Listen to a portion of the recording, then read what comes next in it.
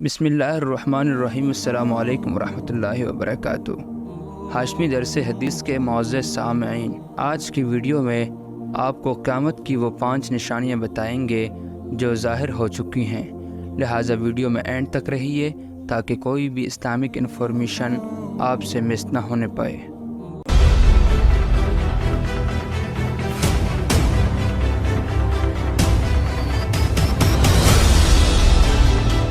ہاشمی درس حدیث کے معزز سامعین، اب رسول اللہ صلی اللہ علیہ وسلم کی چند پیشن گوئیاں آپ کے سامنے پیش کی جا رہی ہیں۔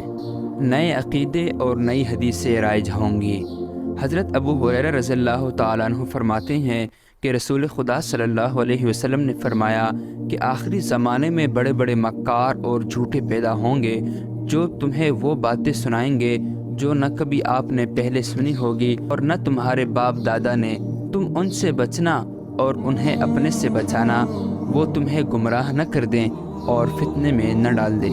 صاحب مرقات اس کی تشریح میں فرماتے ہیں کہ یہ لوگ جھوٹی باتیں کریں گے اور نئے نئے احکام جاری کر دیں گے، غلط عقیدے ایجاد کریں گے۔ اس قسم کے لوگوں میں سے بہت سے گزر چکے ہیں، جن میں سے ایک غلام احمد قادیانی تھا، جنہوں نے حضرت عیسیٰ علیہ السلام کو مردہ بتایا، ختم نبوت سے انکار کیا، خود کو نبی بتایا۔ اس کے علاوہ اس کی بہت سی خرافات مشہور ہیں۔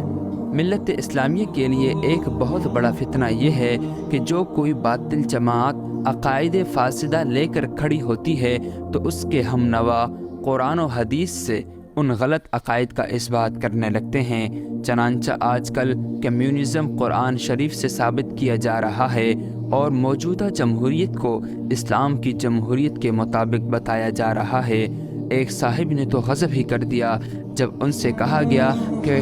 ڈارون کا عقیدہ ارتقاء قرآن کے خلاف ہے، کیونکہ قرآن تو انسان کی ابتدا حضرت آدم علیہ السلام سے بتاتا ہے، تو ارشاد فرمایا کہ ممکن ہے سب سے پہلا بندر جو انسان بنا وہ سیدنا آدم ہو، نعوذ باللہ۔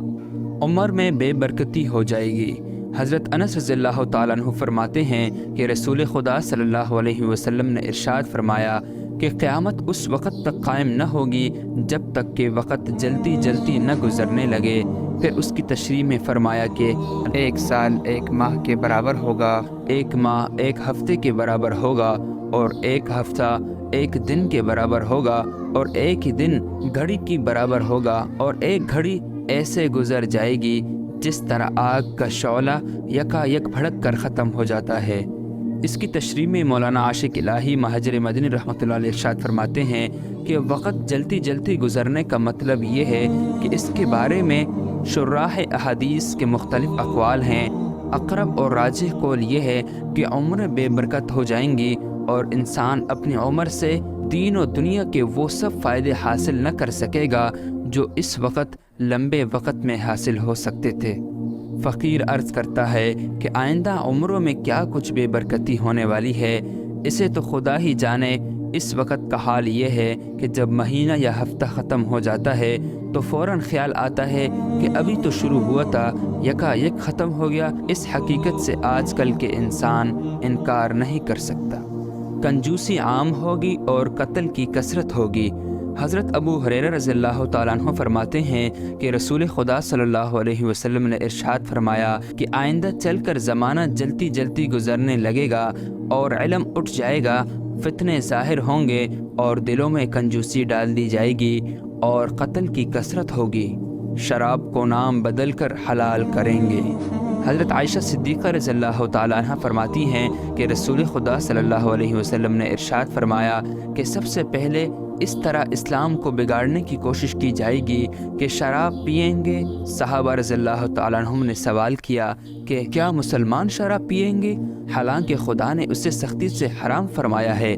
آپ صلی اللہ علیہ وسلم نے فرمایا اس کا نام بدل کر حلال کریں گے۔ یعنی اسلام کے مدعی اس زمانے میں اس قدر دیدہ دلیر ہوں گے کہ خدا کو بھی دھوکہ دینے کی کوشش کریں گے۔ شراب جیسی چیز کو بھی، جسے قرآن نے ناپاک اور شیطان کا فعل اور آپس کے بغض و عداوت کا باعث اور ذکر اللہ اور نماز سے روکنے کا شیطانی آلہ بتا کر سختی سے بچنے کا حکم فرمایا ہے، نہ صرف پئیں گے بلکہ اس کا نام بدل کر حلال سمجھیں گے۔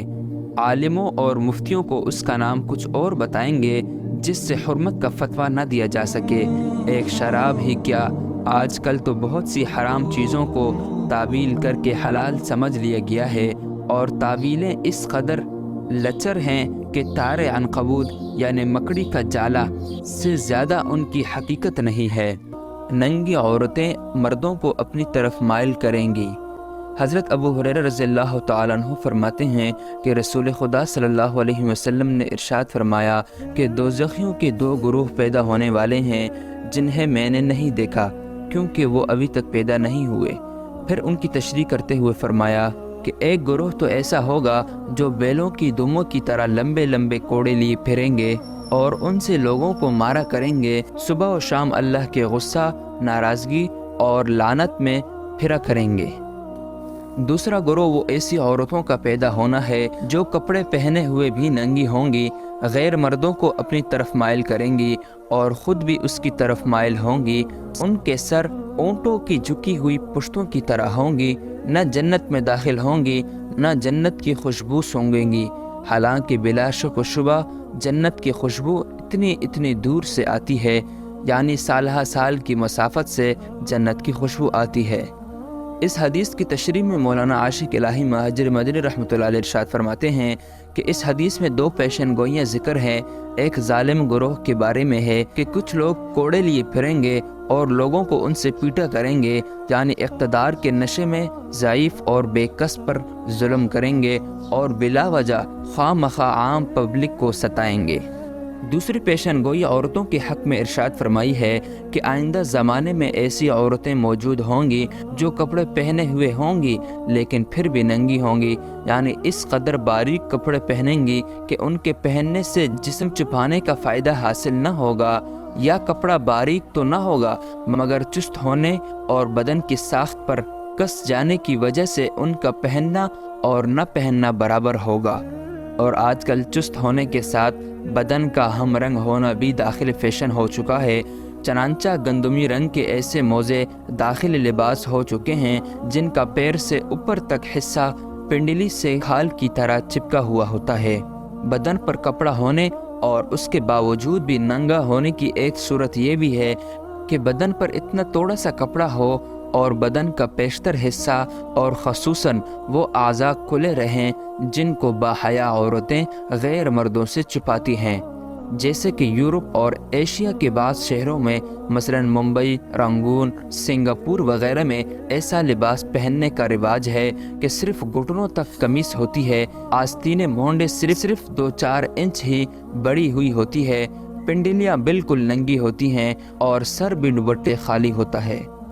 پھر فرمایا یہ عورتیں غیر مردوں کو اپنی طرف مائل کریں گی اور خود ان کی طرف مائل ہوں گی، یعنی ننگا ہونے کا رواج مفلسی کی وجہ سے نہ ہوگا بلکہ ان کی نیت مردوں کو بدن دکھانا اور ان کا دل لبھانا مقصود ہوگا، اور لبھانے کا دوسرا طریقہ یہ اختیار کریں گے کہ اپنے سروں کو جو دوپٹوں سے خالی ہوں گے مٹکا کر چلیں گی، جس طرح اونٹ کی پشت کا بالائی حصہ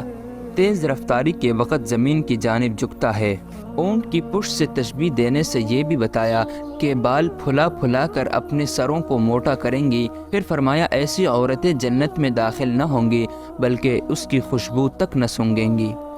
شریعت اسلامیہ نے زناکاری سے بھی روکا ہے اور ایسی چیزوں سے بھی روکا ہے جو زنا کی طرف بلانے والی ہیں، حتیٰ کہ اس کو بھی زنا فرمایا کہ کوئی عورت تیز خوشبو لگا کر مردوں پر اس لیے گزرے کہ مرد اس کی خوشبو سونگ لیں۔ مسلم کی ایک روایت میں ہے کہ ہادی عالم صلی اللہ علیہ وسلم نے ارشاد فرمایا کہ آنکھوں کا زنا دیکھنا ہے، کانوں کا زنا سننا ہے، اور زبان کا زنا بولنا ہے، اور ہاتھوں کا زنا پکڑنا ہے، اور پیروں کا زنا چل کر جانا ہے۔